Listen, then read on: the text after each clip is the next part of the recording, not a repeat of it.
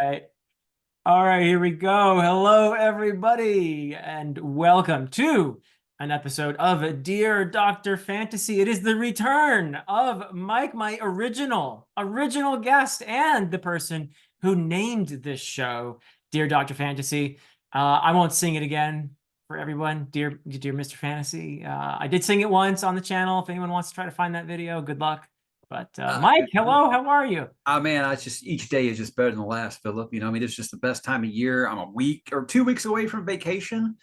I just can't really complain. I mean, I'm living with a public educator, and you being an educator as well, you know what that's like. I do. It's I crunch do. time, so it'll be a Yep. little stressful, but the light is at the end of the proverbial tunnel, and I'm very Oh excited. yeah. Yeah, cool. You're going on vacation anywhere nice? We are doing another cruise, so just the usual places, but we're going to Honduras for the first time Oh this time. wow. I've never been Good for to you. Roatan, so very excited about that. All those places, where the water is just like, crystal clear, it's beautiful, and just Cool. makes you forget that you live by the Gulf of Mexico, which is not clear. And yeah, it's good times. But hey, I'm very excited to be on A College Professor Talks to Mike's book reviews today. So let's do this, man. I'm excited. Professor talks to Mike from Mike's book reviews.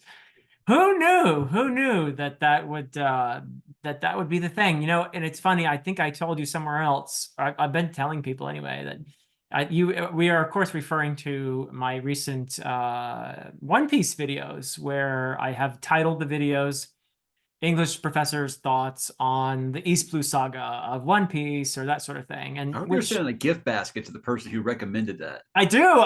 If I could find that, I gotta look for that comment because I originally just titled it "My Thoughts on the East Blue Saga of One Piece," and this really perceptive viewer, within the first hour of that video being out there, just said, "Hey, you should change it to English professor's thoughts." And I was like, okay," and I didn't think much of it. Yeah. And yeah, it's interesting because. Now, of course, you could theorize about why, but I do think that the One Piece fandom is definitely hungry for a certain kind of analysis that maybe, and I'm not saying it hasn't happened. I'm sure somebody out there has written a dissertation on One Piece. I am Right. sure of that. You can bank on that. But maybe there's just not a lot of the deeper kind of analysis out there on the series yet. I don't know. I haven't really looked that much into it because I'm avoiding spoilers, but I think that's what it is and it's actually a series that deserves it. It is a series. There's a ton of literary allusions. There's a lot of thematic depth to this series. Yeah, it's fun and there's fights and there's goofiness and all of that and good laughs. But there's depth to the series. There's a lot of material there for somebody to take a more like academic approach or whatever. Yeah, they So were clearly more interested in your analysis than mine because mine didn't do so great. But that's okay. I'm still having a great time. And the thing was, I was like waiting for you to catch up, and now you're a full arc ahead of me. So I got to try to. I'm going to try to do uh, Skypia on our vacation here. I'm going to take it with me on the trip, and I can wipe out Skypia while I'm there. cool. I loved Skypia. I think there's a lot of thematic richness in it, and I was told by a lot of people, the longtime fans of the manga and the anime, that a lot of people didn't like Skypia originally. That they It's skipped weird. it. My oldest son, who's obsessed with One Piece, is like Skype. He's been telling me get to Skype. It's so good, so good, so good. Cool, And then we good. talked to Alan and Murphy, and Alan was like, "It's not that good." I'm like, "Okay, well, we'll see." Well, yeah. I mean, we'll see. I'll be curious to see how you find it. I loved it. I absolutely loved Skypia. Each saga for me has gotten better than the last. Yeah, I like East Blue better than Alabasta, but just because I think Yeah. I like beginnings. I like the coming of age aspects. So, I Yeah. like putting the team together. That's always stuff I've always into. So that might just be a me thing. I don't know. We'll see. Yeah. Yeah, yeah. Well, I mean, without spoiling anything, that process is still kind of happening in Skypiea, so you might enjoy that part of it too. But there's just a lot to love about this series. I'm in awe, really, of what this guy Oda has done. He's really, I mean, of course, he's been working on this for years and years and years, and you put that much into something, it's your life's work. It's going to have a lot going on. And he's done it really well, I have to say. So Yeah, it's something. The thing was, is like I was about to message you and be like, "Hey, when you want to resume with One Piece?" And I saw your video, Professor's thoughts on Skype. I was like, "Shit." So I've just been out of it. You probably have said this in videos recently. I've just been so out of it. hard time catching up. Well, whenever you want to, my friend, because I do have, I plan to make some videos just talking about One Piece to people like you, hopefully Murphy and Alan, but just separately, not like the discussion that we had set up earlier, Right, right. which ended unfortunately. Yeah, But I'm still sad I'm still not over it. it was the right decision. I For think sure. it No, was. I don't regret the decision at all. I just regret Yeah. that it went down the way that it did. Yeah. Yeah, yeah. And but you know, it's funny because every every fandom has the elements that can be a little more like aggressive, I guess. And then there are all the vast majority of fans in any fandom are perfectly normal, nice people. I'm sure you've encountered that. Like 99% of people Oh who yeah. are who I are mean, shoot, my first interaction with One Piece fans was like not very good, positive. not Yeah. very good. And now it's like they've been the nicest people ever. I mean, there's some that will get a little know-it-all on you, you know, because you'll say something like as a noob, like I said, oh, Luffy was too OP was one of my complaints of the East Blue, and everyone's like, oh, you sweet summer child. I'm like, well, you know, at one point you were at the same place that I was at, but you know, Yeah. when you're, Yeah. you know, 1,000 volumes in, it's hard for you to look back at how it is for a new reader. So it's going to happen, but you know, I don't let it bother me. Well, what you did not do was mix up Shonen and Seinen in your first solo One Piece video. I still don't even know what that means, but you know, So I'm glad you figured this. it out. I better get this right. So Shonen is the manga that's written for a slightly younger male audience. So that's the target Okay. audience, I guess. And How do you Seinen mean? Yeah. is more older. And I mixed them up when I was in my. I had just like done all my homework. I memorized. Okay, Shonen, Seinen, got it. And then I mixed them up when I was talking. You know how that happens, right? So I got like 1,000 comments saying One Piece is Shonen. One Piece is Shonen. So yeah, Yeah. that was they're very helpful though. I love it when you have a 45-minute video and it's all about that one word you said wrong. Yeah, I messed up. I mean, I made some kind of dumb beginner errors in each of the videos so far, but that was probably the most obvious one. So yeah, uh, but it's fun. I like I said, the vast majority of the fans are really welcoming. They want you Sure. to enjoy the series. They want to experience that first time going through it again, a little bit vicariously through you, and that's awesome. That's just, and I've experienced that with other series I've done too, like Malazan and stuff like that, where people who've read the series 12 times are tuning in just to see what you think of the next bit, You you got know. to be catching up 12 times on Malazan at this point, right? Not quite. No, no, no. I can't really. I mean, I've read everything published Malazan, but I've actually only read the Malazan Book of the Fallen twice. So, Really? Okay. but I had to do You've my read all of homework. them. You've read even the side, all the ice books and all that stuff, haven't you? Yeah, yeah. I love Esselmon's stuff. I think it enriches. Not only does it enrich Ericsson's stuff, but even on its own, I think it stands on its own as a just great literature. So, and he has So there's are a you lot. upset that I've been stuck on Toll the Hounds for a year and a half? I mean, are you Oh, is that bother you? I I, told myself that if I am ever actually lucky enough to get those broken binding editions, by the time it gets to Toll the Hounds, I will finish it. Oh man, I so want those broken binding editions of the Malazan Book of the I Fallen. message Matt all the time, like begging, please, please, anything you want, anything. Just put me on My the first list. child here, I'm not even take it. asking for them for free. I'm just saying, let me buy them from you, please. Yeah, yeah, yeah, yeah. Same here. But yeah, no, I'm never mad at somebody for not reading a book. Yeah, I meant, you know, just Yeah, like kind of in a funny way. yeah, yeah, But yeah. see, with you, we're dads here, so I think it's Right. more upsetting when you would say you're disappointed. Because now I can tell my kids, I act like I'm pissed off, whatever. They ignore it though. I'm I not tell even them disappointed. disappointed, devastated, devastated. So I want, as a Malazan fan, I want you to read that book when you feel ready for it. I don't want it. I never want to push someone into a book that I love, saying, "Read it, hurry up and read it," because they're not going to want to read it. You know, they're not going to enjoy it. So that's that. I think a backfiring kind of I strategy. think right now I'm just going through that thing where I need a break from big ass books. I mean, Hmm. everything I was reading there. I mean, after Shogun, it was just like everything just felt so massive. And I was like, I gotta calm down. I got all these books that are like 500 pages. I mean, I haven't even read the new Suneater book, you know, because it's like 800 pages. And Oh, it's a big I one. talked to Christopher like 10 minutes before we started this, whatever. He's like, dude, read it when you want to. I don't care.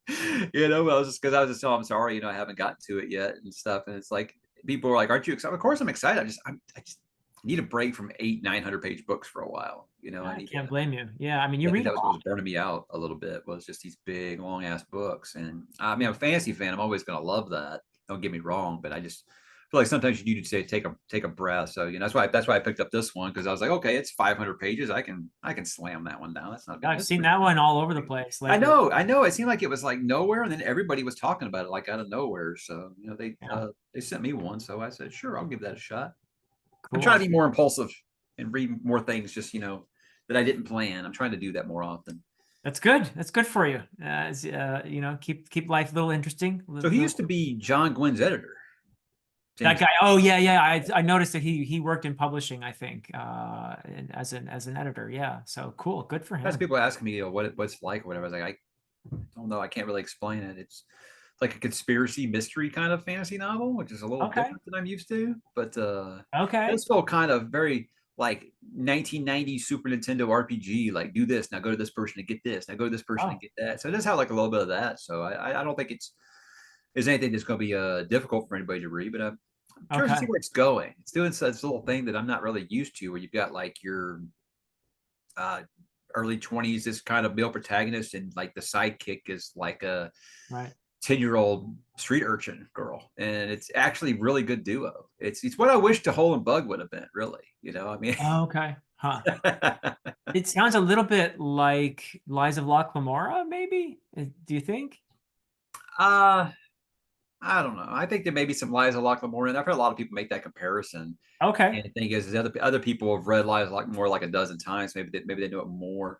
The dialogue I could see is very Lies of Locklear-ish, which is one of the things I really did like about that book. So the dialogue, I Okay. could see that. Like the banter between these two is witty. Like he's real educated, and obviously she's a street urchin, so she's like, what language are you speaking right now? Because he's using like Uh-huh. he's using college professor speak, and Right. she's using like just street urchin speak. It's pretty good. I think you Cool. like it. All right. Yeah, I'll probably end up reading it at some point. You mentioned Shogun a while back. Guess what I'm watching? Ah, nice. Now you read the book before, right? I have not You actually have not. read Okay. All Shogun. right. All Yeah, right. it's a gap in my reading life. I probably will. You mean you can't fit in this 1,200-page epic? I mean, geez, what are you even I doing? want to read it actually a lot because I did read the manga Vagabond, which is Okay. almost the same era actually Yeah. in Japan. Very I'd be surprised if similar. it wasn't an influence, really. Yeah. Yeah, it may be. But have you read Vagabond yet? I don't. I got right here. That's what they're lit up right here. I've got like 12 of Oh, them. I see them there. Yeah, yeah, Yeah. yeah. It was one of those that like I had. Yeah, I was going to finish Vinland, and then I was going to do it, and then they sent me 100 volumes of One Piece, and Okay. I was like, well, I mean, what's got to take priority here? So it's going to happen. It's just I go through streaks when it comes to manga. Yeah, I won't read any for like 6 months, and then I'll read like 200 of them. So yeah. it's just like that. But Well, yeah, I'm gonna it's on make the an list. easy prediction here. You are going to enjoy Vagabond, I think, a lot, I think so. Yeah, yeah, I think so. especially since you're already familiar with that era from Shogun, from the book So and as a non-reader, see, I've had a lot of people. It's really weird. Well, Matt from Go Reads, he was like saying, he couldn't really. Well, he had to tap out in the show I saw because that. he doesn't Yeah. want to read his television. I'm like, dude, I guess it's just because when we had kids, it was like if we wanted to watch any TV, we had to put subtitles on, because we weren't hearing anything because kids were loud. In case you guys didn't know, and so we just kind of got used to that. So it didn't affect us at all. But I did find it funny. I was like, dude, you're a reader. This should be like second nature to you. But I guess some people don't like to. They like to look at the middle of the TV, not the bottom of the TV. I guess I get it. But Right. I like that just makes it keep its authenticity. With it being fully in its own languages. Instead of oh, after a while they're just going to sound like English. But you're the viewer supposed to know they're not speaking English right now. I admire that they did that. I do too. I'm totally with you on that. And actually, it was interesting because I'm watching it with my wife, and she was more like Matt in the sense that she's actually the one that has gotten me to watch the series, but she wanted it dubbed into Dubbed, yeah. English, and I was like, oh, I can't stand dubbing, and so we had a little bit conversation about it. And usually I lose these kinds of conversations, but in this case, I prevailed. So we are watching it.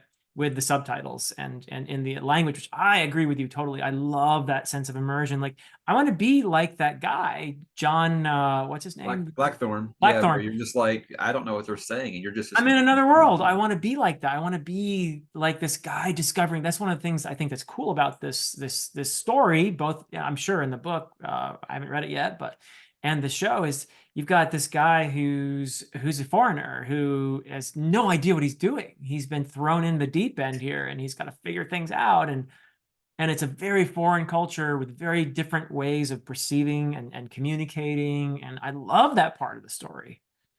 I assume it's a big part of the book too. Yeah, absolutely. Even more so, I think. Because that's the only gripe I would have about the show is that it does feel rushed if you've read the book, because the show can make it look like, oh, this character's just learned Japanese in like 1 week, and it's like, no, it was a long time. But it just doesn't do the thing on the TV show where it's like 6 months later. It's just, you're just supposed to assume some times went by. Think about it.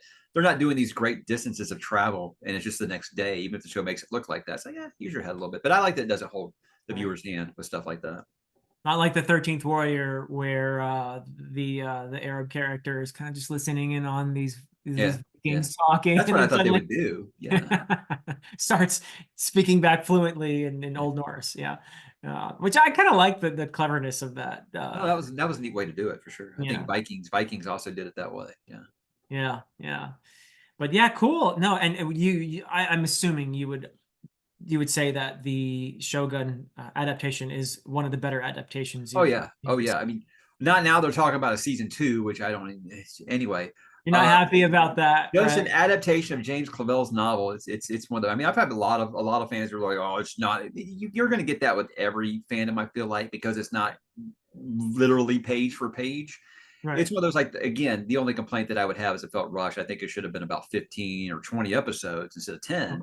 Okay. Okay. But my wife, who has never read the book, watched the show, and she got the story just fine. So I was always kind of curious how that was working for a non-reader. So that was nice, a nice little thing to have, right next to me while I was watching. Cool. No, I think it is without a doubt. It's probably since the first 3-4 years of Game of Thrones, like the most faithful, literal adaptations I've ever seen. So I was quite happy with it.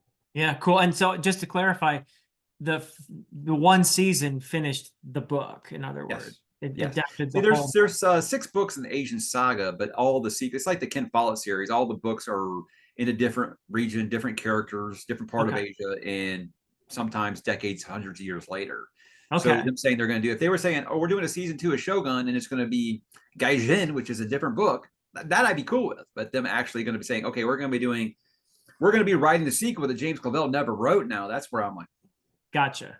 and people disagree with me on that. That's fine. You're allowed to have that opinion. I'm just not changing mine. I But don't want that. it does look a little bit like they're just trying to milk Yeah. the success there. But I get it. People who haven't read it, they just want more. I understand that. I understand that for sure. Yeah. Yeah. I can definitely see where you're coming from there.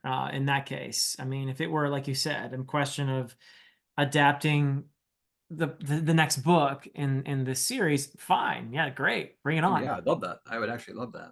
But they got 5 other books in here, and clearly these showrunners love this series. Let them do one of the other books, But they're not going to have any actual source material to go on. They're going to be making up their own thing. correct. And then that's where people are start saying, like, well, it's based on history. It's like, but these characters aren't historical figures. They're an amalgamation of several different historical figures. And some of these people live decades and centuries apart that they just kind of combine into one thing. Sure, yeah, we know about the battle that happens and stuff like that, but don't act like it's just a straight historical biopic or something, because it's not. Yeah. So Because that worked really well with Game of Thrones, right? When they went that's past. what I was talking about Mike Shackle, and he was all like, "Oh, this is great. I think that they could do a really good job." Like, really, because to me, it sounds like doing Song of Ice and Fire without source material. And how'd that go? And he's like, "Touche," because he loves the Shogun book, and he's actually one of the ones who's excited to see more. And I'm just, Okay, cool. All right. Well, it could end up being good. I just don't like that. There's so much great stuff that they haven't adapted. I think you're right to be wary. But speaking of great adaptations, I mean, I still haven't gotten over how good the Dune movies have been. I mean, that's been a real win, I think. We've had some bad adaptations, but that was a really, for me, And I think most people agree. I'm sure there are some out there who are not thrilled with some of the changes, but Yeah, there's some I thought it changes worked. and some things that bother me. I'd be lying if I said I like what they did with Aaliyah. But I guess I understand it from a cinematic purpose why they're doing it that way. They don't want to kind of. To me, it was just the sorry grandfather scene with Aaliyah was like maybe my favorite moment from the book, and they took that away, and I hate that. But I mean, the movie was so good that I got over it. I can deal with it. There's some things that they did I thought a little bit better. Like I like the way they did Father Alpha a little bit better Uh-huh. in the movie and stuff. So and showing us Edie Prime, that stuff was really really awesome. Yeah. So again, if it was just one of those things where if it's just page for page, I like to have some surprises in there, and I think he did a pretty damn good job. I don't think that we could have asked really for it to be even near as faithful as it was.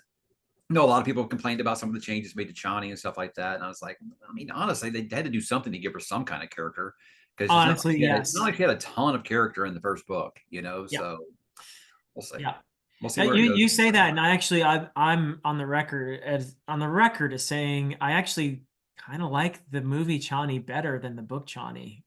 So I mean that's where I stand on To that. me, it depends on where they're going with it, Messiah. Because if they just completely just change her storyline from what they do in Messiah, then I'll look back. So that's a. I'm giving that one an incomplete. I need to see the rest of it before I give That's that one fair. a final That's correction. fair. But I like the fundamentalists and thing like that they did with the Fremen that they didn't really do in the book. I like that. I like that quite a bit. That I do too. imagine that millions of these folks wouldn't all be lockstep together in believing in this mythical Messiah. Of course that makes a Yeah. lot of sense. So I was actually, There would be a diversity of reactions to yeah, this, and absolutely. there's more nuance among the Fremen in the And film. I love Stilgar just straight up, just just Yeah. being just a I'm full on total believer. advocate for him, no matter what. At least I know Gaib. My kid Right. says that now. And that's the thing is, I never thought that I would see the point where something with Dune reached pop culture meme status, and people use Yeah. Stilgar as a meme now when they're trying to prove a point. I'm just like, finally, finally, it's stuff the jokes that I've been making. Like I used to joke about like, oh, this player is so good, the sports player is so good, he could be the Kwisatz Haderach. People are like, what? Nothing, But now it's like entered the pulp culture, and that's just amazing to me. And then people are like, Yeah. do you feel like it's like taking like something away from you? No, man, I'm glad I got more people that like this stuff. I didn't get mad when Song of Ice and Fire got big. I didn't get mad, when Metallica became huge. I was like, I just glad there's more people I can talk to about these things now. Yeah. No, it's not like we own these books and shows, right? I mean, But if they aren't handled with care, you better believe I'm going to give them the business. oh yeah. Yeah, for sure. Yeah. No, but I think it's fair to say that Denis Villeneuve did handle this story with care, and I feel like made some. Now, when they committed to the time compression, taking years in the book and Yeah. putting them into months Mhm. in the movie in part one and two, a lot of things followed, like what happened with Aaliyah. That was not, that had to happen because of that decision to compress the time there. The one thing where I felt didn't quite work for me in the film was Paul hasn't obviously aged as much because they've compressed more time. Right. I'm picturing in the book, by the time that the final part happens in Dune, the book, Paul's an older young man. I mean, Like 15 but to 18. Yeah. yeah, whereas here in the film, he's only aged a few months, and I find that a little less convincing, actually. And Timothy's one of those type of actors he's like Leo. He's just always going to look young. He's just got that face. So Yeah, bit of a they'd have baby that may be the face. downside of it a little bit there, but I don't know. We'll I, see. We'll I see. think he did his best in that role, and I did get chills during the scene when the sandworm was coming, and man, Oh, yeah. that Oh, was yeah. some brilliant stuff, and having the Fremen stand up and just believe. And I thought it was also the way they presented that moment in the film was brilliant because they made a metaphor out of it. You have Paul on top of the sandworm. He's riding this enormous creature. And at the same time, you can see he's beginning to win over the Fremen people, and he is controlling this enormous, vast people at the same time. There's a metaphor going on there that they really make clear in the film by having that moment the way they presented it. I thought it was just brilliant. And see, this is what you get every time you reread Dune. You'll find something more like that. That's what's so magical about it to me. Yeah. Yeah. I mean, it is definitely goosebump inducing stuff. Yeah. Yeah, I was actually admit I was kind of after Dune Part One, I was kind of like, look, I think he's doing a great job as Paul. I just don't know if I can take him, kind of when he goes a little Darth Vader-ish. I don't know if like I would just be, but no, he's like the part where he's walking through the desert and he's got the cloak and all that. I was like, okay, yeah, he's doing it pretty good. So Doing yeah, all right. he did a great Yeah. job. Who Yeah. knew? Guy that was nominated for an Oscar for his very first movie that he was a good actor. Who knew? Was he? I didn't know that. What I was think it? it's called Call Me by My Name. I think it was like his first major, like not supporting role, like first main role, and he got nominated for an Oscar. I And did that's not know. when Denny like immediately like got him for this role, and I was like, okay, all right. So Oh, okay. Yeah. he's got a good future. Willy Wonka was really good too. So I didn't see that. Yeah. I Did you? was actually surprised. I went into it kind of expecting to hate it because I love the Gene Wilder one. Okay. Very What respectful. about the Johnny Depp one? I don't even know what you're talking about. Doesn't exist. Okay. I let my kids watch both, and they're like, "Nah, let's just keep watching the old one." So The yeah, Gene Wilder one. yeah.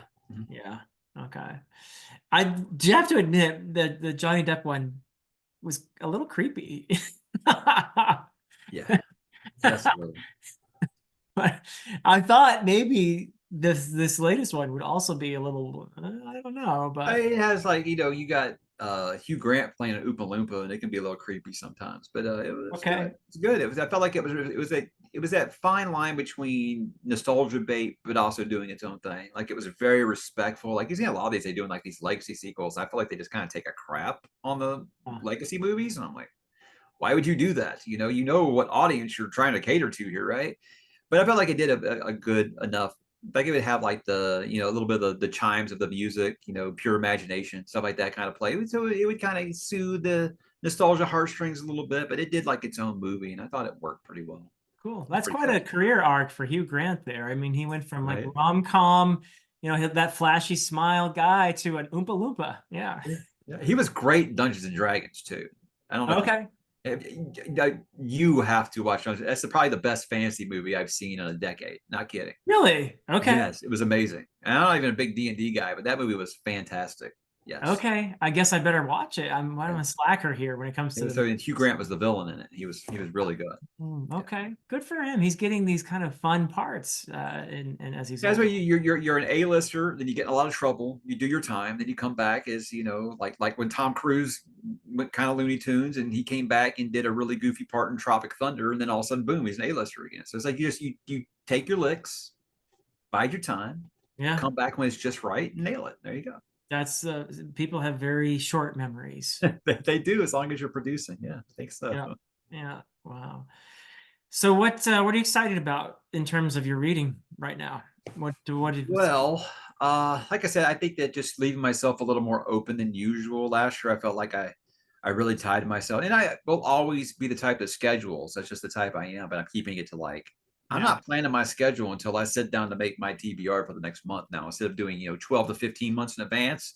So I think it's both terrifying and also liberating, because I do like that. Okay, cool. I want to read this Over Love Promise, or I want to read this Vanished Birds with you and John and Brian, and Gonna I be fun. say I can do that, without saying, oh, I can't. I've already committed to this 18 book series that I'm reading right now. That's why I wanted to finish Realm of the Eldlings and Expanse last year, which are two series I enjoyed. Don't get me wrong. I'm saying Yep. like I didn't feel like I was tied down to a commitment anymore, to where I can just be a little bit free. So I'm doing like I did those War for the Rose Throne books. Those were pretty short. Did them in a couple months. So things like that. I just want to get back to just some book series that are under like 4 or 5 books, and Yeah. some books that are under about 500 pages. That's kind of what I'm rolling with right now.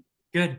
Good for you. I think we have to keep reinventing ourselves around here. Otherwise, it is easy to succumb to the burnout. I know you made a video recently in response to one that Johan over at Library of a Viking made Yeah. about, Booktubers quitting, or YouTubers yeah, quitting. yeah, YouTubers quitting and it is maybe some people don't find it that difficult, but I think most of us do feel that this is a lot of work. And it can easily become the kind of a like a hamster in a wheel there where you're chasing views and you're making more videos than you really have joy in making, if you know what I mean. If when you're thinking, okay, I have to make 3 videos a week, to make my channel grow this way.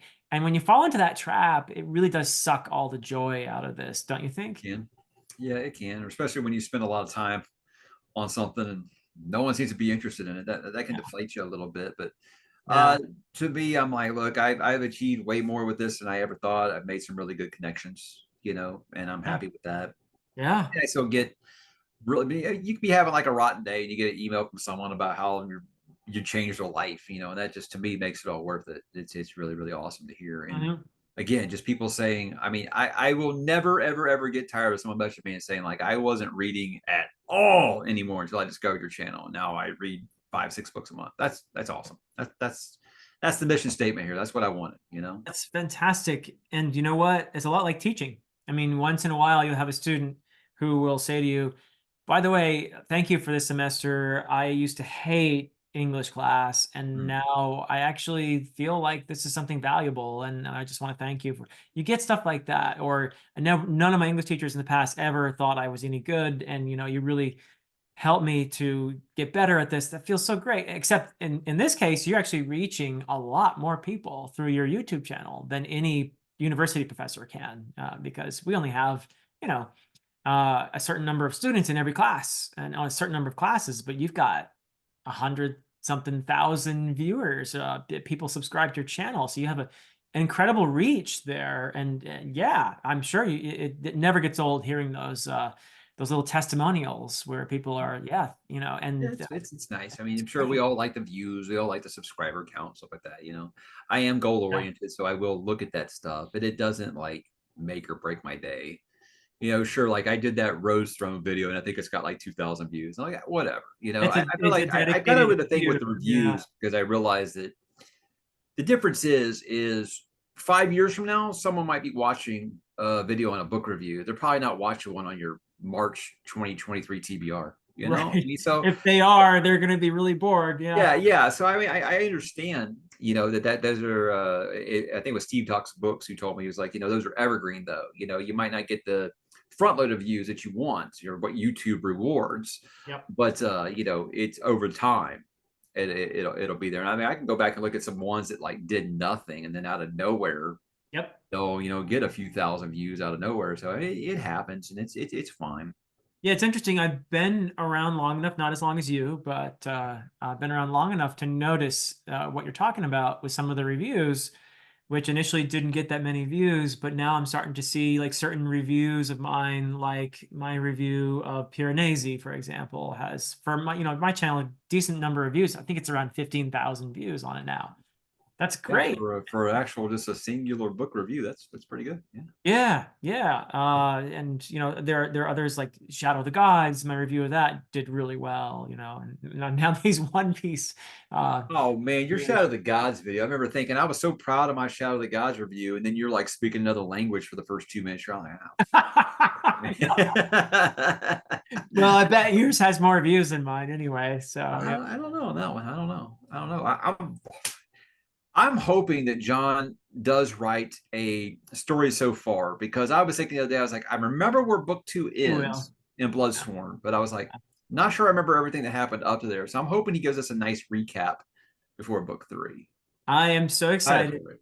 for that. It's The Fury of the Gods, right? Is the title for book Is 3? it so? Yeah, Shadow, Shadow, Hunger, now Fury. Yeah, that sounds Hunger right. and Fury. Yeah. I am so excited. There are two, actually three. Well, I should say two. The third one that I would be excited about if I were caught up in the series, but I'm not, is Jenny Wirtz's final book in the Wars of Light and Shadow, which it's book 11. I'm only on the 6th book now, so I'm not going to be able to read it when it releases in a few days. But She sent me a ton of books, and the other thing was is she dropped me a message, and she said, I noticed that you and Philip were finishing up Realm of the Elderlings, and you might have an opening for another really long slow burn fantasy series. So I thought I'd shoot my shot. she's awesome. Yeah. No, she's so super nice, and I love that she does like her own artwork and stuff. That's just really, Yeah. really awesome. Yeah, Yeah. No, she sent me she's all that stuff with amazing. no strings, and I'm like, it could be next year, it could be 5 years from now. I don't know, but definitely interested. Especially, I think you or Zen's been just like carrying on about how great they are. So Yeah, yeah. Oh, I'm really, I mean, she's a writer's writer in many ways. I mean, the level of her prose is something that I know I'll never be that good, but I could at least admire it from where I am. right, And I think, right. wow, she's just amazing with her prose. And just the vastness of what she's created in this series. It's up there with the big ones, all the big ones, Malazan, Wheel of Time, you name it. I mean, these big series, this is one of Where those. does she rank on your favorite authors list? The one I just came out with recently, I think she was at 8, but keep in mind I haven't read the entirety of her series yet. Pick you So up. in Okay. fact, she was the only author on that list whose series I have not finished. Otherwise, everyone else that was on this list, I've finished their main series or multiple series by those authors. So, Should I um, do that? Should I do my top 10 authors? Because see, my thing is, heck I feel yeah. like if I did my top 10 authors, all I'm going to do is just think about what are my favorite series, and that's just going to be the authors that I pick. So I have to really think hard about this one. Like, Well, I already know you're number one. I know yeah, that. I mean, everybody knows my number one, probably my number two, but it's just like I don't know. I Yeah. started thinking about it. I was like, I don't know if I could put this together because I just want to pick all my favorite series, but I'm like, I got to think about if this author wrote anything, Yep. even outside of that, maybe that one series, you're like, would I be interested in reading it? I think that's because like I love Joe Abercrombie, but anything I've read outside of First Law, so I mean, it's one of those things like, okay, so do I love the world? Do I love the author? Is it a combination of both? Could I Huh. read it like Jim Butcher? I love Dresden Files, but I thought his fantasy series was not that great. Yeah. So it's a hard topic for me to tackle. I think I don't It'll know. be interesting. It'll be interesting if you do it, I'm sure. I Yeah, might think see. I don't want to feel like I'm ripping off everybody's videos, are you because I think that. kidding? Look, Mike, everybody rips off you. So, Well, here's my thing is I mean I wanted to drop Johan a message say, hey, I was going to kind of play off your video, is that okay? And I just forgot. I thought so I made sure I gave him like lots oh, and you lots of credit for the yeah, idea. I'm sure he's happy Then that you did it. because then he has such great topics. There's the thing with library, but he has great topics because then he did the one about his epic fantasy dying, and him and Patrick did a video about that. I was like, I feel like I could chime on this. I was like, no, I don't want to start becoming the guy who's just like jacking other people's ideas here. So Do you know how many people have imitated you on this I know platform? there's about 1,200 people that have a weekly update now. So like they use So, the title weekly update and everything, but it's okay. yeah, Those are two very very well used words. I don't own those words, so people yeah, can use that anytime that they want. But no, yeah. I don't know. I don't know. I mean, obviously top 10 authors that would be a little I bit. would I would love to see that. But I agree with you about Johan too. He's got great topics. I actually just did a collab with Yeah, him I on. saw he named it college professor talks to about Tolkien. Yeah. Yeah, I don't know how the Tolkien videos. I don't feel like in our corner of, I know there's a place for them on YouTube, but in Yeah. our corner of YouTube, Tolkien videos just don't get the clicks as much for some reason. They think he's aged out. Like they respect what he did, but they just Huh. think he's aged out. And I'm just like, you've aged out, my friend. So, but yeah, no, you're right. My Lord of the Rings videos I thought would do really good, and they didn't Yeah, anything. So yeah, is it that's there is a corner of the internet, I think, for that, but I think it really is. At this point, what more can you say about your experience with the books? They're all about like lore and history and deep dives and stuff now. I think that's really the corner of yeah, YouTube that's into Tolkien stuff, is just some of that deep, like first age lore. So yeah, yeah. But going back to John Gwynne, I mean, I was going to say that is, along with Mark Lawrence's The Book That Broke the World, which I just read and reviewed, The Fury of the Gods is the release that I'm most excited for this year. I'm so excited to finish that. But for me, and I know I'm probably in the minority on this, but I do think that Bloodsworn's, let's see how he does the third book, but I think Bloodsworn's going to be my favorite John Gwynne. I know oh, you're a Faithful in the Fallen Faithful Follow diehard. forever, baby, forever. And Yeah. I think it's just one of those like you never forget your first. And it's just you have a cast that big, and I just loved everyone. Yeah. So it's gonna be tough shoes to fill. But I mean, it's like Screaming for Vengeance is my favorite Judas Priest album. It doesn't mean I don't have a second, third, and fourth favorite, and I don't Right. consider them just as awesome. Right. So I think that there's room to say, okay, this is my second favorite. But I mean, look, John Gwynn's what, like 9 for 9 with me, so I think he's doing okay, and I'm not worried That's about his pretty books good. ever not being at least really good. So Yeah. No, I feel like he's a writer where you can see him getting better from book to book. And don't get me wrong, I love Malice. I love The Faithful and the Fallen as a whole. but just from the point of view of craft, when I read his latest book, book two of the Bloodsworn trilogy, I was amazed at the opening. I was just like, whoa, this is really great prose here. This is, and that was not the thing that I loved about his books initially.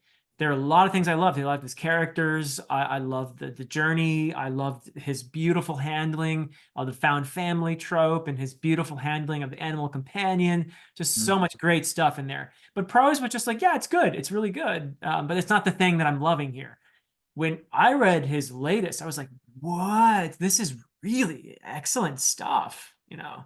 But anyway, I also No, love, I think you're right, because I remember like I had an arc of the first book, and I just like took a picture of like one page and posted it on my Discord, just saying like, look how much of an improved writer this guy is. And it was really just, it was just Varg on the Viking ship just rowing. And it was like, yeah, dude, this is like intense, and all he's doing is rowing.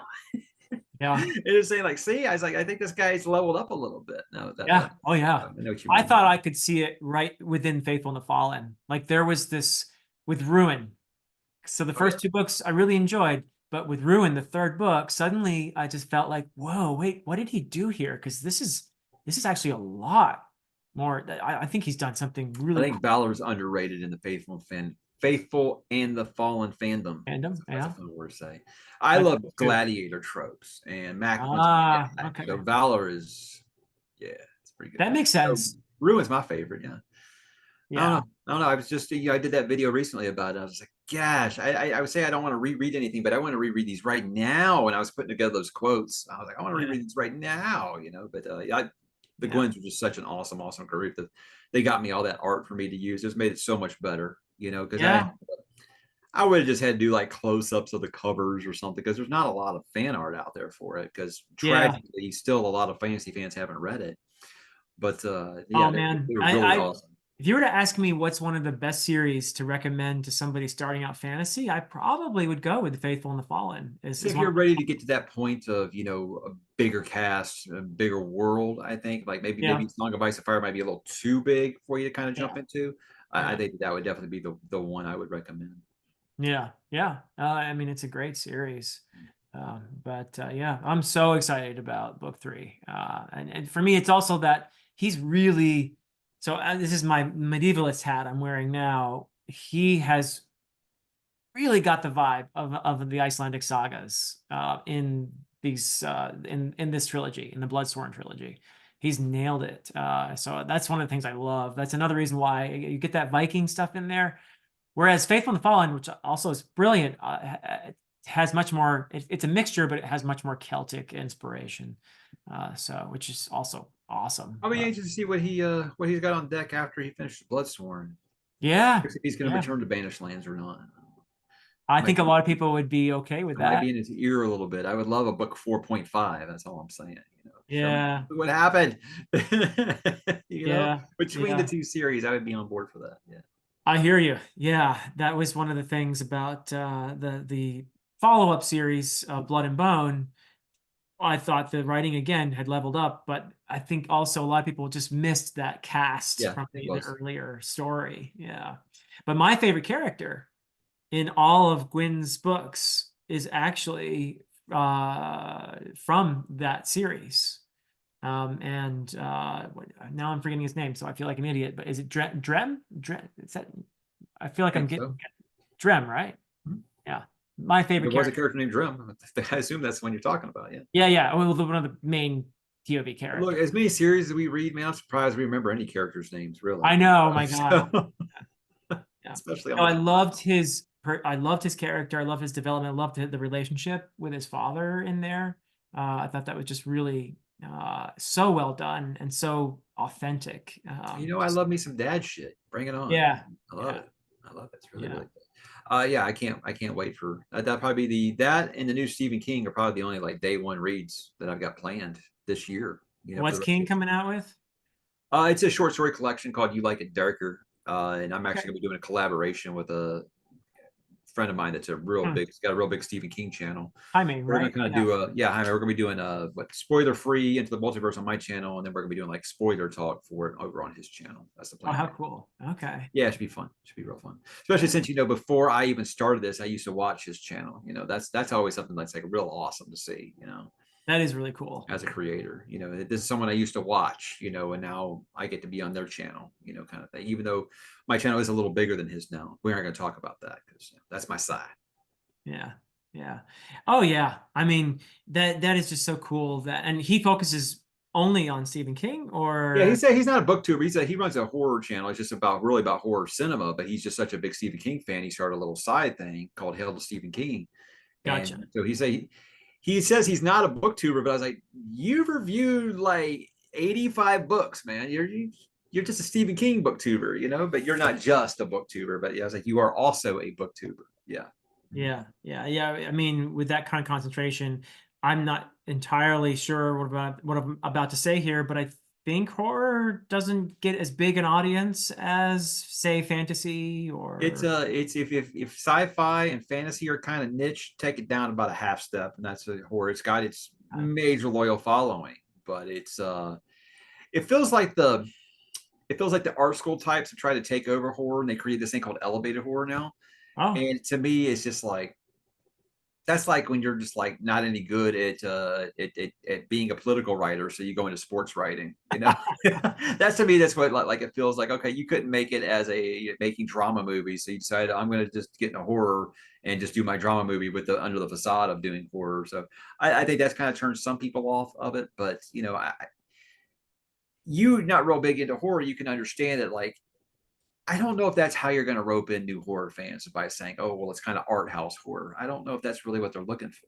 I just don't feel like that's just.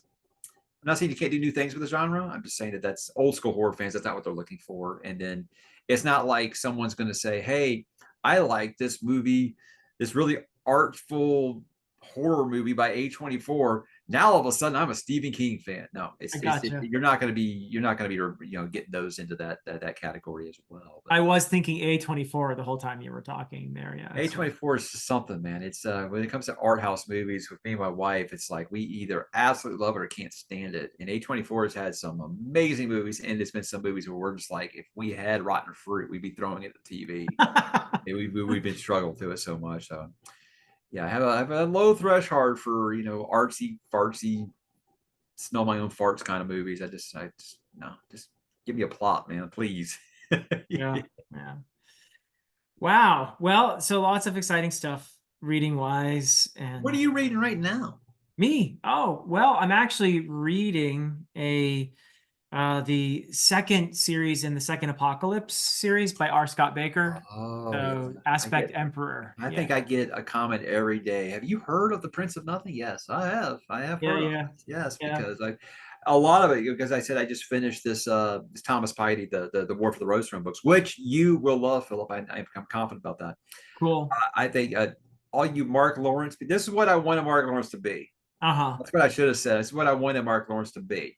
Is that it feels like it's dark, it's cruel, and it's punishing, but I really, really, really want to see the character succeed, kind of thing. Uh-huh. They're not psychopaths like your boy George, but dunking on poor George.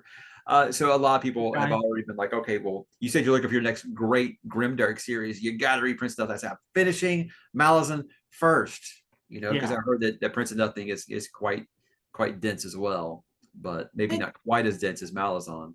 Yeah, I don't know. I mean, keep in mind I've only completed Prince of Nothing, the first trilogy. So it is very bleak though. Like Malazan to me is actually I know that a lot of people think it's grimdark or something, but I would kind of, and we've had this discussion before. Oh yeah, oh yeah. Um, Somebody pet a puppy, so it doesn't matter that you just killed like millions of there people. you go. Or heal the puppy or something. Yeah. Kill the puppy. Don't worry about all those people we crucified. Nah. Don't worry about that. But okay, if you think Malazan is grimdark, then this is way grimmer and way darker than A Malazan. lot of people have told me, and I feel like this is just them trying to get me to read it. Is they tell me it's like imagine if Dune was a fantasy setting, but it was like way more grimdark. I'm like, Okay, that sounds That's interesting. fair. No, I think that's Yeah, fair. because I think that Baker is apparently a very big Dune fan. You know, it was very influential to him. I'm like, I feel like anybody of that age was probably a Dune fan. You know, I feel like at least like some kind of inspiration out of it. So that doesn't Yeah. surprise me. But I also feel like just how like Petrick tells me everything is like the first law because he knows it'll get me to read it. So I'm like, I feel like people are starting to tell me now that everything's like Dune just because they know it'll get me to read it. That's funny. I mean, Dune is in there. There's even, I would say, some Lord of the Rings. It's more obvious in the Aspect Emperor so far than it was, but It's got in a like very wizards and it's got like wizards and shit, or is yeah, it? well, yeah, there's magic. Oh yeah, it's Malazan like epic scale magic. But I say Tolkien, but it's more as like subversive of Tolkien than anything. But the Tolkien is there, and it's just so bleak, and How big is the cast? it's not that big in Prince of Nothing. There are definitely characters where you're like, who is that guy? But Yeah, they're not that important. They're like, there are a lot of these just sort of generic crusader guys that you recognize the name, you don't have a good sense of who that character is, and it doesn't matter, right. and it's okay. And then there are just the main POVs that you know them well, and you don't have any confusion around them. Yeah, 'cause, I But mean, that never happened to Malazan, where I'd be reading like my third paragraph, be like, yeah, "What the hell is this?" I don't think that's going to happen in certainly not in Prince of Nothing. But it's See, I my gotta tell you, fear is like when people wanted me to start Malazan, I said, "No, I'm going to finish Wheel of Time first because I feel like if I started both, I'd never finish either." I feel like holding myself to saying, "Okay, well, I'm not going to start this till I finish Malazan," but then other people kind of tip me a little bit, like, "Well, it's only 3 books."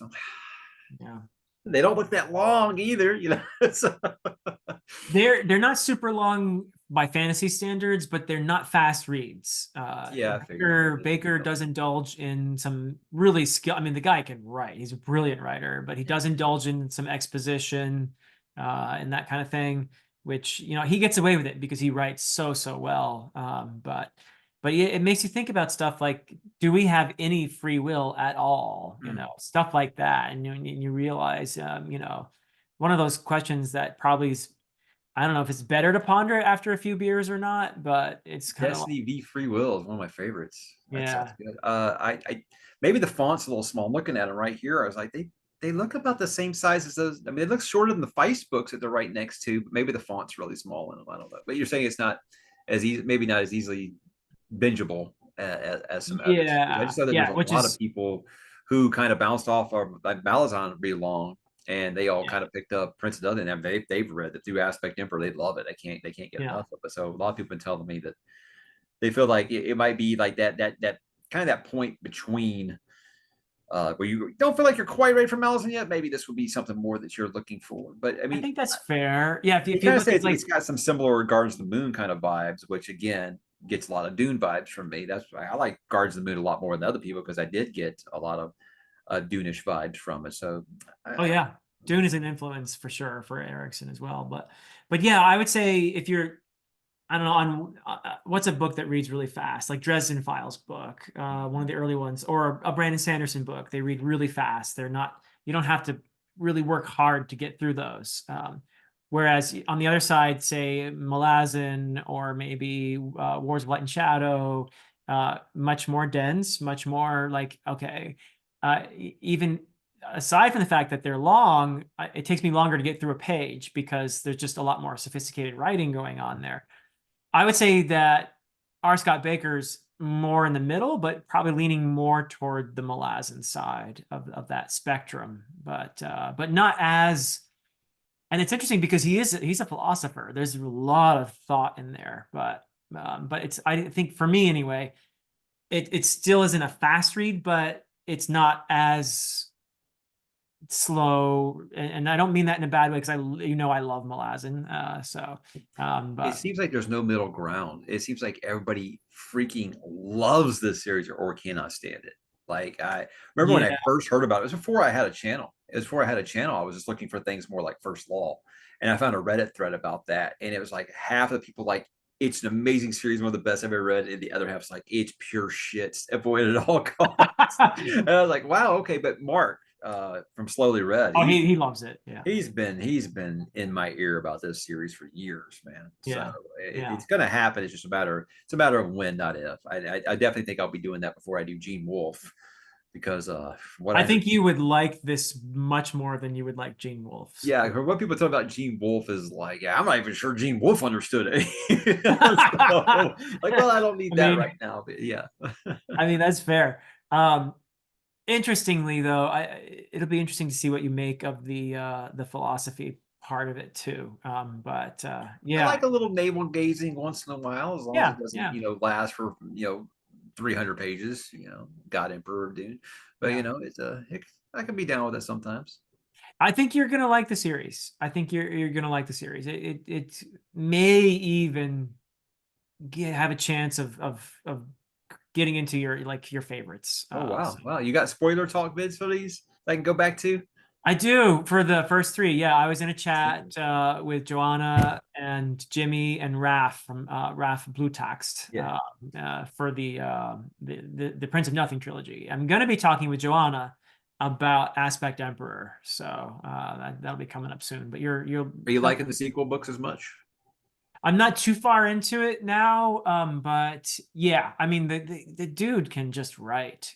He really knows how to put a sentence together.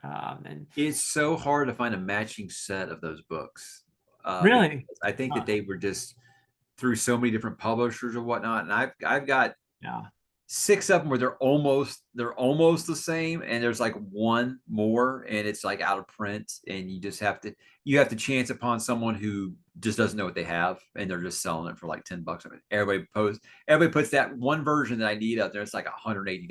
I'm like, I'm not paying that for ouch, ouch, anything. yeah, Yeah. yeah. So it's book collecting. It's a be a pitfall for sure. It does have a fraught, I think, publication history too. There was some, I don't know exactly what happened with his editor or publisher or something, and the last couple books and Aspect Emperor are kind of like unedited or something. I forget the whole story, but there's some kind of, and he has more that he wants to write, I think. He's got more story for this world that follows up, I think, from where this Aspect Emperor ends. But he's had some stuff like I think at one point a bunch of his like millions of words on his hard drive got erased or something. Which would Ouch, be like, ouch. yeah, I would not wish that. I wouldn't wish that on anyone. Yeah, You back. know, It's like when I tell my kid's playing Skyrim for the first time. He's like addicted to it. And he's gotten upset a few times because he didn't say. I'm like, dude, ABS, always be saving. So always be backing up your work. Always, yeah, always. Because yeah. you like me, I'll be doing something on Excel for a long time, won't back it up, and all of a sudden just some random power flicker, boom, gone. Yeah, so Oh, always I be mean, saving. when I'm writing, I'm so paranoid. I email every time I finish writing. I email myself in like two different email accounts, so I have it there, and I've got. What's funny is I'll make a video to post on YouTube, and I'll upload it and do all this stuff, and I'll still keep a backup until it actually posts and everybody starts commenting on it stuff. Make sure that there's no problems with I it. do that too. I keep my video on my computer or on my phone until it actually goes out Yeah. in the world, and then I delete it. I Yeah, wait for I wait to make sure that people aren't like, hey, your video messed up or something. So yeah, I guess I can delete it now. So yeah, that's probably wise. Yeah, I'm good at clicking that little disk to save no matter what I'm doing before I yeah. do anything else. Sometimes you learn the hard way. Yeah, but Well, I work in finance. I've definitely learned the hard way more than once. yep, ouch. Yeah. So you Well, I'm guys starting up. Go ahead. are you guys doing another big trip this year? You did Nepal last year, right? Yeah, we're gonna go to Scandinavia this summer. Wow. Yeah, that's a big trip. Holy Yep. crap. Yep. You guys see some nice Viking shit? Yeah, I love me some Viking shit, man. Yeah, I can't wait. Oh man. So, Pictures, man. Pictures. Yeah, it's awesome. yep. We've got some really good friends that I from graduate school who are Swedish. So we've been meaning to visit them over there, and while we're there, we're gonna stop in maybe Norway, but definitely Denmark and Iceland on the way back. Wow. So yeah, Wow. I'm pretty Yeah, pumped for that. that's a bucket list kind of trip. Wow, man. Yep, yep. I'm very excited about that. So yeah, Dang, yeah. how long are you gonna be? Do you know how long you'll be over But there? Yeah, just a couple weeks total. Yeah. So See, that's the joy of being a teacher. You can do that. Like for me, like when you take these cruises, you get like so many offers and stuff. And we got like this really amazing offer, but it was like for like 15 days. And I was like, I can't get that much time that's a off. lot of time. You know, I was like, I get that many vacation days. Don't get me wrong, but I was like, Right. but you're talking about taking 3 weeks, off of work. They're not real thrilled when you do that, So whereas her, off the summer, she could probably do it with no problems. But like we were planning the Disney vacation with the family, and she's just wants to go over the summer. And I'm like, that's the worst time to go to Disney. It's too Kind of hot. hot. It's Yeah. too hot. It's too crowded. It's just like you got to go in the off season. As an educator, it's hard to take like a week off of school. Yeah. But I'm like, look, you've worked at this school for 6 years now. You've never taken a vacation longer than like 3 days. You know what? I feel like you've built up some credit a little bit to say, hey, I'm going to take a nice family trip for a week. So that's the plan right now. You do get the Christmas, New Year's kind of time off. That might be and of Eh, course it'd be crowded then too. yeah, Probably. Disney, a good plan is like February. It's not that hot and Yeah. it's not as crowded, but Yeah. it's easy for me to sit here and say, hey, just take a week off. Let your sub worry about it. And Yeah. I learned those are words you never ever say to an educator. Let your sub worry about it. So Yeah. Yeah. Yeah. Well, you mentioned Suneater earlier. I'm going to be starting that in September. So I'm I very feel like excited. I'm as confident as I was when Petrick started it. Now here's the thing. Petrick has told me to start a million series, and he's always like, I told you. I'm like, I know. You And got that him was with the one that Suneater. I was like, bro, drop what you're doing. You're gonna love this. Oh, I know. So it was not a shock to me that he loved it as much as he did. I was like, Yeah. I just knew that was my thing. So yeah, I guarantee within a couple of years, when you do like your top series of all time, Sunny will be on it. I have Wow. little doubt. You're Okay. gonna Well, I'll absolutely do a blown away. science fiction one then, because it's science fiction, right? I mean, I can. Sci fantasy is what he posted as, but I'm like, Okay. Okay. it's science fiction. There's spaceships, there's interstellar travel, it's science fiction. Okay. Is there magic though? Not really. Okay. All right. Cool. It's one of those Cool. things where it's your magic can be explained away by science. Yes. Okay. I So like that. Christopher hates hard magic. He hates it. Okay. Like I had that conversation with Shauna Lawless and Ryan Cahill. Oh, I remember that conversation. And yeah, he went He all in was about throwing the bombs nobody out there. wants to read your Dungeons and Dragons game. And I mean, it turned into it began with why novellas are important, and it turned into why Yeah. our magic system is stupid. Hey, I'm glad he's got an opinion on it. I said this just in the review I just did this past week. I am more and more a soft magic guy, more and more. Like I said, I grew up with Tolkien. I didn't need the magic explained to me. And a lot of these things, it feels like the magic's got to become like a character now. And that's just too much for me. I don't need to know. I know people do love it. There is a place for that in fantasy. Don't get me Yeah. wrong. Just for me, I'm getting kind of wore out on it. And I appreciate you can come up with an amazing magic system. I don't need the ins and outs of how it works. So, just hey, it's magic. Doesn't need to be explained.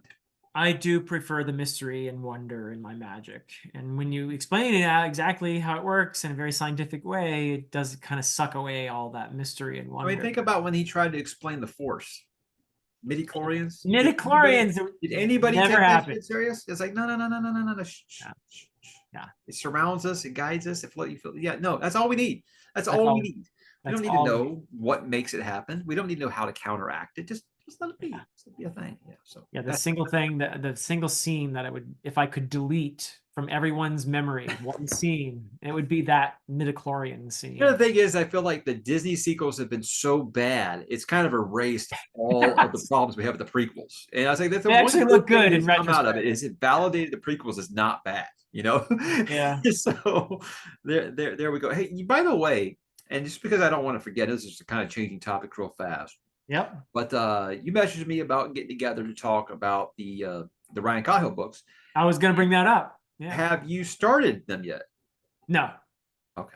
No. Right. They're after I finish my current read. I'm going to start with The Fall, and then I'm going to read the first book, which is Of Blood and Fire.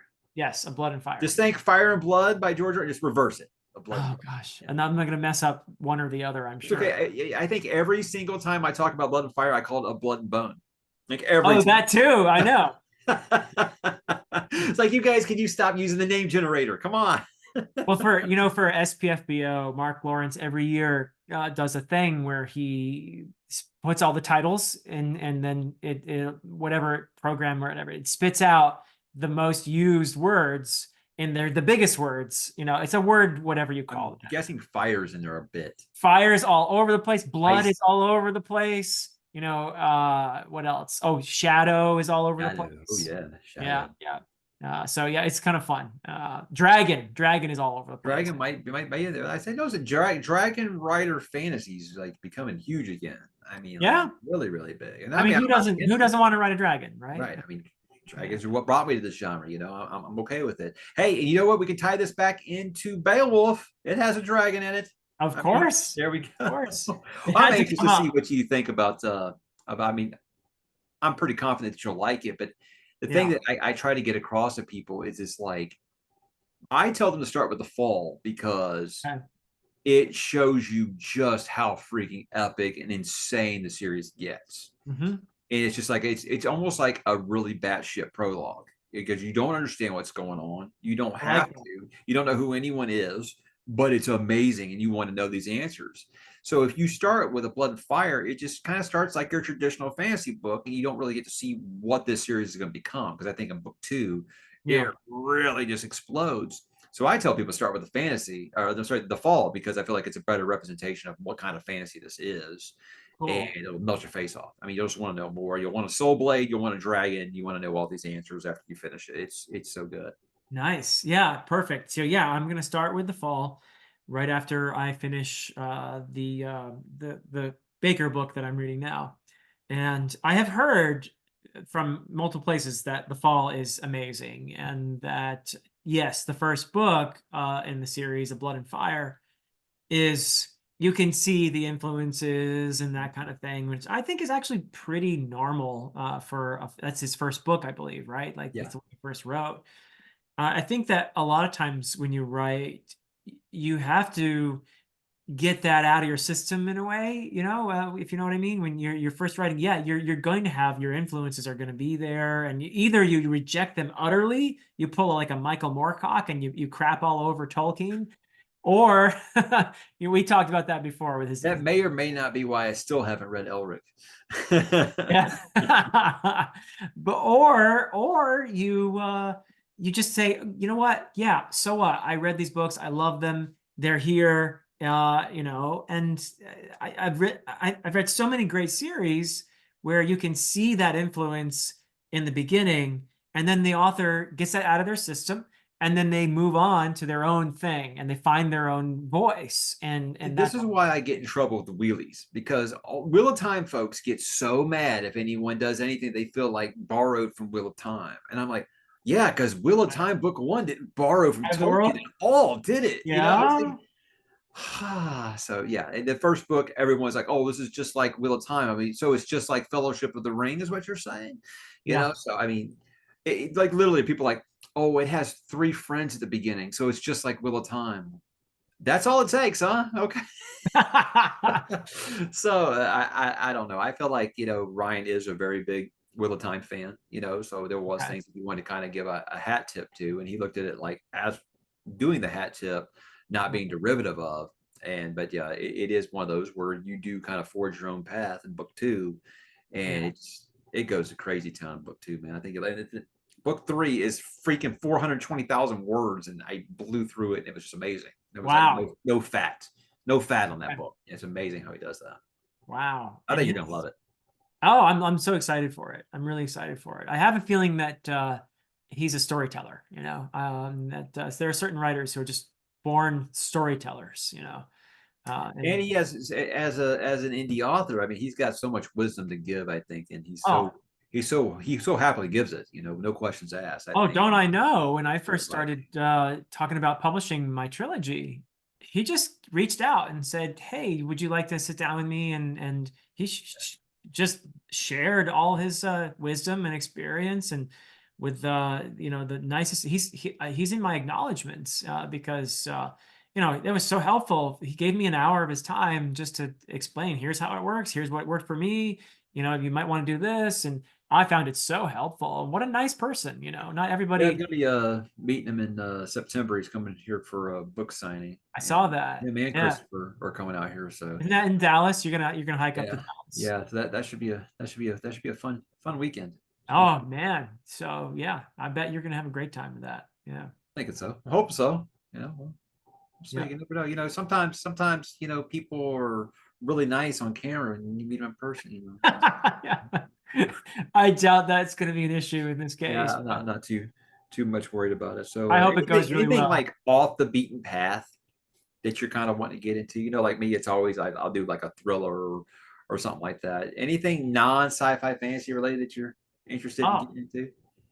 yeah. I mean, I do read a lot of non-sci-fi fantasy for my day job. So that's I don't Yeah, but talk. work don't count. Yeah, I guess. Like people are like, does your wife read fantasy? I'm like, yeah, but she reads a lot of like nonfiction, like what, like Mexican American studies, because that's what she teaches. Like, Yeah. does it count? It's work, but Yeah, in my case, I do get to teach fiction, but it's not usually fantasy. So except for that one fantasy novels course that I created. But so are you teaching them the way of Edan next semester? Is that what you're going to teach them? you know Because the what? thing about so many of my professors that made me buy their book, Uh-huh. you need to rope that in, man. Come on, I mean, I, profits. I I don't think that's the worst idea in the world It, because I mean, who better to talk about that book than I me? mean, right there you go. It's firsthand experience here. What fiction book did you get your kids to read? You mean in the fantasy novels course Yeah, or yeah, your fantasy. What was oh, this fellowship? it depends on the year. So I've done Tolkien, usually The Hobbit though, because Yeah. if I did Fellowship, I would want to just keep going. So and then that wouldn't leave as much space for other books. So I know you did Beowulf. What else? I mean, everybody should know Beowulf. I actually don't teach Beowulf in there, but I do teach it in my English classics course, of course. But yeah, for the fantasy novels, well, now that I just said I don't want to start a series, I've done quite a few times a Game of Thrones. And I've done your favorite, the First and the King Killer Chronicle, Name of the Wind, I'll which bet you could find a way to make it interesting. AP found a way to make it interesting. Yeah. oh well, he can make anything interesting. Yeah. So yeah. But yeah, no, we've done that, and usually most people love it, and then a few people are like, "I hate this guy, Quoth." So it's kind of a make it or break it thing when the protagonist is all about that guy, and if you don't like him, then yeah. But yeah, we've done Ursula Le Guin's The Wizard of Earthsea, works really well. Neil Gaiman's American Gods teaches really well. A What lot of else? people told me to read that one because all I've read by him is Sandman and Stardust. So I've never actually read American Gods, but Oh, people okay. recommend that one a ton. Yeah, I'd be curious to see what you make of that. I know you love the Sandman, No, and it's amazing. you Sandman's can see a amazing. lot of the Sandman in American Gods. So you would be like, oh yeah, that's Gaiman there. Yeah. But yeah, I've done N.K. Jemison's first book, the fifth season. I've actually done Gardens of the Moon once. Oh wow! Did you Yep. make it make sense? I hope so. Yeah, I mean, it was during it was a themed semester where we were talking about colonialism. So we also did R.F. Kuang's Poppy War, the first book in her trilogy, and N.K. Jemison's book and Gardens of the Moon and a couple others that hit on this theme of colonialism. So yeah, it worked really well actually. Yeah, Popular War, the first book. You mean the good one? Yeah, I mean, I so wanted to love that trilogy, but I really and liked the first book. there Then are elements I of learned it. that it was really just based off of stuff that actually happened. But then, Yeah, yeah. I mean, ooh, that stuff I didn't not really have a problem with. I did feel that there was a little bit of narrative clunkiness in there that got worse in the second and the third I don't book. think I've ever hated a protagonist as much. I mean, Oh, as Rin. Ren, no, Yeah, yeah. more like throw it in the garbage bin. Oh God, Oh no. yeah. Yeah. I mean, I ended up finishing that trilogy, and there's a lot of I think I had much more praise, but I also had issues with some of the narrative choices. But yeah, I mean, it's astonishing to me that she was really young when she wrote that trilogy. You know, Right, right. I honestly can say I could not have written that I well when mean, I I'm the guy over here who can't write a coherent email sometimes, so I'm definitely not judging anybody that way. I'd say the yeah, Poppy War let me down, yeah. just a touch. But I kind of want to ask you how you felt about this big popular topic that's going on right now is epic fantasy dying? And I've been telling everybody this happens like every 5-10 years. Every five Yep, ten years, yep. some little subgenre gets really, really popular. It takes over the bookstores. For a long time, it was paranormal teen romance. Started shrinking the sci-fi and fantasy section because they had to get more vampire books out there. They had Right. to do that. Now it's this romantasy thing, or Fantasy. as I call it, fantasy smut. That's I like this horny stuff that they're putting out now. That's really, really big. You know what? It comes and goes, and then people all of a sudden they fall back on the classics. It always happens. So I'm not what the one thing I think that's really good about it is going to push some people to read some independent authors, I think, because all that stuff that you want to find is out there. Just maybe some of the big name publishers aren't looking for it right now. Yeah. But it's there. You just gotta look for it. I mean, like I would have never discovered Ryan's books if not for something like that. Yeah. So yeah, I think it's out there, and I'm hopefully it's gonna for people such as yourself, it's gonna kind of benefit you quite a bit. That things like Fourth Wing, I walk into like Sam's Club and I saw 2 bays of Fourth Wing, and I was like, really? And there's like a couple copies of Dune down there at the bottom, Ooh.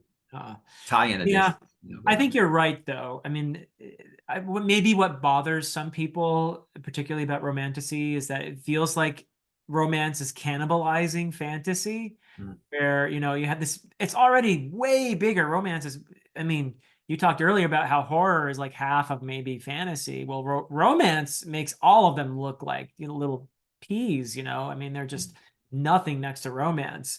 And it feels like this big old monstrous genre is cannibalizing our little beloved genre here with the romantasy, and that the poor actual fantasy stories can't compete. But I think you're right that these things are more cyclical. And I do hope you're right as well about, I think indie is I can't quit my day job or anything like that. I don't have anywhere near the numbers for something like that, but I've found a small audience with my trilogy, and I'm really happy, and I think that would not have been possible 20 years ago, for sure, somebody like sure. me. Now, with the things that we've got today, we've got great freelance editors. I mean, AP was instrumental in helping me make this story ready. We've got artists out there, cover designers, map designers. I've really loved working with mine, with Jack Shepard. I'm working with him again on the next cover. So yeah, I mean, I've just heard some horror stories from people that are, with major publishing houses about how yeah, they hold your story hostage and stuff because they don't want to pay you. And yep, it's like, think of someone like what Christopher went through with Dahl. He had a series where each book was selling more than the previous book. So obviously, that's a trend you would think as a publisher, okay, this is something we want to capitalize on. And instead, they say, well, we want you cut your 7 book series down to 5 books, just end it to the point to where he had to leave and go to another publisher to finish telling his story his own way. So yeah. I just hear about things like that. What happened with Mike Shackle and things? It's just like, what in the world is your problem? And I understand. I'm a business major. I understand there's certain things you do for business, but I can Yep. see why people are deciding to write more on their own now. I can see why Michael J. Sullivan only does his books through crowdfunding now. Yeah. Yeah, you're 100% right. I mean, the fact of the matter is, I sometimes feel like I lucked out by essentially being forced to do self-publishing. I wasn't forced to do it, but I tried to go traditional publishing. I had a great agent. I loved working with him. And he pitched the books and no takers, because right now epic fantasy is not exactly the most popular thing out Right. there. So, and so be it. And I'm kind of glad that it's worked out this way because of exactly what you're talking about, where I have creative freedom and I decided to put my books out all in one year, and nobody's telling me I have to change some fundamental part of my story to make it, according to their perspective, sell better or anything like that. So yeah, I love that. And I also have the benefits that the major publishing houses give, which is I've gotten feedback from a professional. I've worked with some great artists. I've gotten the marketing part is the hard part, obviously. I have a small YouTube channel, and I have some friends on YouTube, and I'm probably better off than most self-publishing authors just because of that. But I still can't. I have a tiny little voice compared to what a traditional publisher has access to. Sure. So yeah, but it's worked out. All right, I'm all I right. remember when Ryan was asking me for a blurb on one of his newer books, and he went through a review I had said about the fall where I said epic AF, and he's like, I can just put that on there if you want. I'm a self-published author. I can put whatever I want. So cool. Yeah. So yeah, I think it just sounds nice that you can have your full creative freedom, and you don't have to. Okay, let's change this character. Let's do this with that. Let's make sure we don't mention these things here. Let's take this out because it might upset somebody. That's cool. That's cool. You can tell the story that you want. Yeah. So I mean, I think it's great to have I would imagine, again, this is me just completely spitballing here because I don't know jack about writing a story. I think it's nice to kind of like what Michael J. Sullivan has, where his wife is actually his alpha reader. She tells him, hey, this is what works, what I think don't. And then he has his elite, I guess, his elite group of alpha readers, which kind of agree or disagree. He kind of does all that, so he has his full story before he starts releasing. I think that's really great to kind of help you Awesome. not take your eye off the ball. I feel like, and that's where you end up in those publishing cycles where, hey, it's been like 12 years since you wrote a book. Maybe you should just go ahead and find out what you got. Not mentioning any names. Yeah, poor George. Yeah. And Patrick. Yeah. But yeah, I mean, I wish I had access to that kind of network, as it were. I mean, that's awesome. Oh yeah, I mean, because when I first started reading stuff, Ryan asked me if I wanted to be a reviewer or if I wanted to be an alpha reader, and I was like, well, I can't guarantee you that I'll be able to get free to be an alpha reader as you're a reviewer. And he was telling me that like his group of alpha readers, like he'll release something and he'll go to bed and he'll wake up and they're done. They've read it already, and I'm just like, Wow. why? These books aren't short. But yeah, I mean, Benefit of being all the way over in New Zealand, I guess, right? I guess, yeah. Is that like a time zone thing, or how does that work? So yeah, that's nuts. I wish I could have the freedom to do something like that. Just I want to do other things. Like be a dad and make money and stuff. So Yeah, it's tough to balance it all. That's for sure. I got to mean, pay bills. They get mad if you don't pay them. Yep. I mean, I'd be thrilled if I could live off of my writing, and just write. But the reality is, I need Well, my. that's like when someone asks, "Hey, would you ever consider doing YouTube full time?" Like, sure, as soon as they match my benefits, my retirement, my pension, all those things, salary, my insurance, sure, then we'll talk about that. But they're not going to do that. That's what I went to school for. Yeah. No, I would be terrified to do it myself. I'm nowhere near the size that you would have to be. You're probably close, but I'm nowhere near what you would need. I would have to change my channel into something that isn't me because I'd have to start chasing the clicks, and I don't ever want to be that person. That's Yeah. what I have to do if I had to like depend on this And that's the thing. Yeah, there's that pressure because it's your bread and butter. You can't make a video that is going to get subpar views. You just can't, because it'll ruin you. That it seems kind of cruel that YouTube functions that way. That I don't understand the algorithm really. I mean, I hear people talk about it. Every time I figure it out, they change it. So Okay. I feel like the last like year and a half they've changed it to a way like I can't figure it out at all anymore. So Ah, I'll yeah. have a video which gets 50,000 views and the next one gets like 1,200. So it's just like some of those channels bigger than mine, they could put out a video of them reading a book to their cat and get 200,000 views. And I'm like, I'll never be that channel. Although I don't know, maybe I should do that. Maybe I should read to my dog. Just put the words English professor somewhere in your title. Put a dog in the thumbnail. Yeah, that's a good way to do that. Yeah, I mean, it's funny how we try to figure things out, but I always feel like what works just seems so random to me, to be honest with you. I don't really, I sometimes it's like the weather, you know, they can't really predict the weather all that well. Sometimes when the weather happens, they can tell you why it happened afterwards, but for the most part, we don't really know, really. But Yeah. uh, Like I said, I just learned to quit worrying and just have a good time with it. I think it was, for me, it was fun to do that, like count to 100,000 or whatever. And since then, like literally, I don't know what my sub count is until I'm on someone's channel. They say you're at this. I'm like, am I? I mean, I will put it at the beginning of videos, but it's just like you deal with numbers all day. They can go in one ear and out. You don't even pay attention to that or yep. whatever. So to me, it was like cool. It was fun, that journey to get there. But now it's just like I'm just here for the community at this point. Yeah. Yeah. And that's what sticks with you. That's what changes you. That those interactions, those friendships, that's what matters in the end. Is those conversations, And the those over the top comments and those two. Yeah. I mean, having a YouTube channel is good practice for developing a thick skin, I oh think. yeah. Oh yeah. Oh yeah. That's one of the things I talked about in the why are YouTubers quitting. Is like a lot of people can't handle those mean comments, especially when they're new at it. Yeah.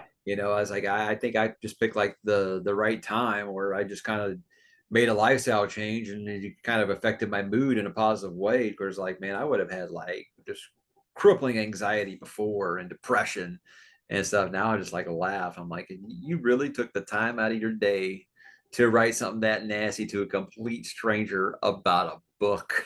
Yeah. Oh, Pretty sad. yeah, yeah. Plus, thanks for the view and the Yeah, comment. that's why I said thanks for watching. I appreciate the engagement. Yeah. Yeah. Yeah, So it's funny. yeah. Yeah, I mean, I don't understand what makes some people tick that way, but and then Well, no one could be mean to you. I mean, you're the nicest guy on the internet, right? oh, I get all kinds of stuff, Hey, really? both on my YouTube channel and even on my books on Goodreads. You should see some of the stuff. Oh, that one dickhead on Goodreads. Forget that guy. There was more than one, but What yeah, was he just mad because you'd gotten people you were lucky enough to have this network before you released your book and they were all wanting to support you, so that just made it like get lost, man. Jeez. yeah, yeah. I mean, I'm pretty small fries, which is it's ironic that somebody was that upset about me having people I know read my book. But whoever it was specifically created that account just for me, just for that occasion. Just to give me that Rent one free, star. baby. Rent free. Yeah. No, I mean, I'm living in their head somewhere, I think, or some version of me, some monstrous version of me is living in their head, I guess. well, I mean, you're living rent free in my head with your One Piece success because everybody used to kind of tell me, One Piece is a in case of emergency break glass kind of thing, and it hadn't Yeah, moved the needle for me at all. But weird. It's it, weird. Yeah. it is what it is. I can always just do like my top 10 somethings forever, and that'll do pretty good. Yeah. I mean, you could easily do that. I'm waiting for Well, I that. feel like when you're stagnant, when your growth is stagnant, just put out like a top 10 fantasy books or top 10 sci-fi books or something. That'll get you moving again a little bit. And it's up to you to make good follow-up material after that. Because my mistake this year, I did everybody always asks me, you've done your top 10 fantasy series. Why don't you do your top 10 sci-fi series? Like I haven't read enough series, but I have read enough Yeah. sci-fi books to do that. And I Yeah. made that video, and it's my biggest video this year. It's like over 100,000 views. It's only like 3 months old. Wow. And the thing was, like, I should have planned some really, really great content right after that when I was going to have so many new eyes on the channel. And I think I did. I think I did some crappy TBR. So I don't know, something that was just like whatever. So I should have planned that out better. So yeah, when you have a video you think is going to do really well, make sure you plan some really good follow-up content. Backup Have stuff. people willing to give you another chance. And if your follow-up video is a dud, they'll be like, nah, that's good for me. But that's assuming you have the time and the energy to do all that. Because I Yeah. mean, the hardest thing is to me, and there are people who are really good at who are booktubers or whatever. I don't care what you call them, but who they're good at coming up with creative ideas. But the fact is, if you're constantly trying to read books and talk about them, that's just a lot of time investment for I'll read a book. It takes me a week to read the book. and then I make a 20-minute video on it. And that's a huge amount of investment there on that, Right. which is You know, one of the that's what's reasons. funny about that is I get so many. I think I'm probably the only person who gets both. How do you read so fast and do what's taking you so long to read that small book? Yeah. It's like, well, which one is it? Do I read so fast or am I super slow? Because like I started reading this last Friday. There goes my phone. I was reading this last Friday, and I'm I guess about 60% through it. People are like, That's what's pretty taking you so good. long? I'm like, Pretty good. my job, my kids. Yeah. I don't know. I didn't know it was a race. I was like, my window was I had until the 21st to finish this because that's when the Stephen King book comes out. But yeah, so I get both. I can't believe you read as fast as you do. When I'm like, is 4 books a month fast? And then also, why are you so slow? Because they audio booked it over their 8-hour shift and they're almost done. So. Yeah, I feel like you and I are in the middle somewhere because I'm right with you. I probably read about a book a week, and depending, some big books take me 2 weeks, and some quick books, small books take me half a week. But on average, it's about a book a week, I would say. Where I'll look at these channels where, yeah, a lot of them are audiobooks. I can't do audiobooks. Yeah, I've tried. They put me to sleep. I'm sorry. I just cannot do audiobooks. But I look around at people who do these like 15, 20 books a month, and I'm like, whoa, that's amazing. And I feel like a turtle. But then, like you said, people will say, wow, you read so much. I'm like, really? So it's all a matter of perspective, I guess. well, yeah, I find that when you don't read, 1,200-page books like Shogun, you can get through some a little faster. Yeah. And it's like I used to say when you read a Malazan book, and then no matter what you read after that was like water. It was like drinking water because it was just like so easy So much because easier. your brain is on a higher ascension or something. Yeah. It's kind of how after Shogun, it was like I did have that hangover, but then I read something like, Blake Crouch or Discord. It was like, wow, it was like really quick.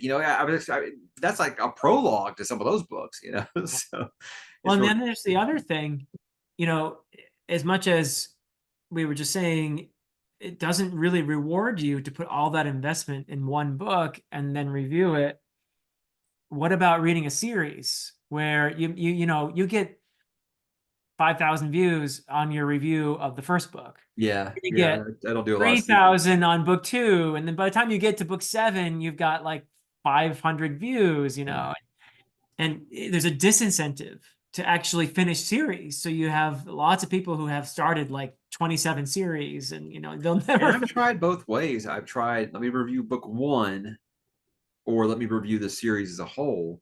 Yep. And it's just kind of mixed results. Like I think I decided to do book one of Greenbone Saga, just do Jade City instead of doing the Greenbone Saga, and it did Yep. pretty good. But then I do something, like the Last Four trilogy, the whole thing, and people don't want to watch it because they haven't finished the series, thinking that, oh, he'll spoil the end of the books for me or something. So it's, I don't Yeah. know. It's like you can't please everyone on that because a lot of people want to know, hey, is the series worth it? Is the whole series worth it? Or Yeah. I don't know. For me, it's just like if it's a series, it's kind of quick, like I did with that War of the Rose Throne. I want to review the whole series and let people know if it sticks the landing because I feel like that's a big deal with a lot of these longer running series now. Is people want to know, is it worth the time investment?